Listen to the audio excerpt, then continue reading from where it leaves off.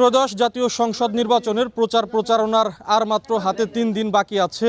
অর্থাৎ নির্বাচনী তফসিল অনুযায়ী আগামী 10 ফেব্রুয়ারি সকাল 7:30টা পর্যন্ত নির্বাচনী প্রচার প্রচারণা চলবে। আমি এই মুহূর্তে রয়েছি রাজবাড়ী 1 আসনের বসন্তপুর এলাকায়। রাজবাড়ী 1 আসনে ধানের শীষ প্রতীকের প্রার্থী আলী নেওয়াজ মাহমুদ খোয়ম, তার পক্ষে প্রচার প্রচারণা চালাচ্ছেন এই ইউনিয়ন পরিষদের চেয়ারম্যান জাকির হোসেন সর্দার। তার সঙ্গে এই স্থানীয় বিএনপির নেতা কর্মীরা রয়েছেন। আমরা দেখতেই পাচ্ছি তিনি তার যারা সমর্থকরা আছেন, বিএনপির নেতাকর্মীরা আছেন, তাদের নিয়ে নির্বাচনী প্রচার প্রচারণা চালাচ্ছেন। আমি এখানকার স্থানীয় যারা বিএনপির নেতাকর্মীরা আছেন তাদের সঙ্গে কথা বলেছি। তারা বলছেন যে বিগত 17 বছর তারা এই নির্বাচনী কার্যক্রমে অংশ নিতে পারেননি। বিগত 17 বছর তারা নির্বাচনী প্রচার প্রচারণা চালাতে পারেননি। তারই অংশ হিসেবে তারা আজকে এই নির্বাচনী প্রচার প্রচারণা চালাচ্ছেন এবং ধানের শীষ প্রতীকে তারা ভোট প্রার্থনা করছেন। আমি একটু কথা বলতে চাই জনাব জাকির হোসেন সর্দারের সঙ্গে, এই ইউনিয়ন পরিষদের চেয়ারম্যান।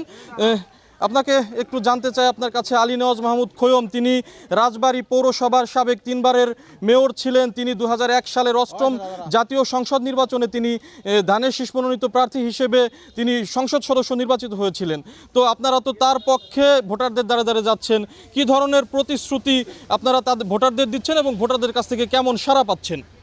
রাজবাড়ী 1 আসনের মাটি ও মানুষের নেতা জনাব আলী নেওয়াজ মোহাম্মদ খোয়ম, তিনি 3বার পৌরসভার মেয়র ছিলেন, 1বার রাজবাড়ির সংসদ সদস্য হিসাবে দায়িত্ব পালন করেছেন।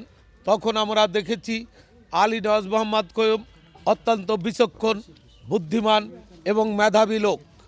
আসলে ওই সময়ই আমাদের ধারণা ছিল তিনি মন্ত্রিত্ব পাবেন।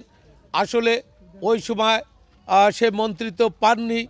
এবার আমরা যদি তাকে সর্বোচ্চ ভোট দিয়ে সংসদে পাঠাতে পারি তাহলে আমরা আশা করি পদ্মা ব্যারেজ হবে, দ্বিতীয় পদ্মা সেতু হবে, রেলের সংস্কার হবে, রাজবাড়ির আনাচে কানাচে গ্রামগঞ্জের সড়কগুলোর অভূতপূর্ব উন্নয়ন হবে।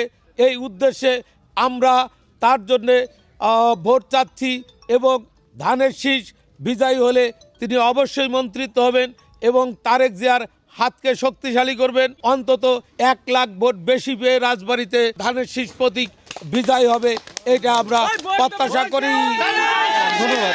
আপনারা শুনছিলেন আলী নেওয়াজ খোয়মের পক্ষে ওনারা প্রচার প্রচারণা চালাচ্ছেন এবং আলী নেওয়াজ মাহমুদ খোয়মের যে প্রতিশ্রুতি দ্বিতীয় পদ্মা সেতু এবং পদ্মা ব্যারেজ নির্মাণ করা হবে সেই প্রতিশ্রুতি ওনারা দিচ্ছেন।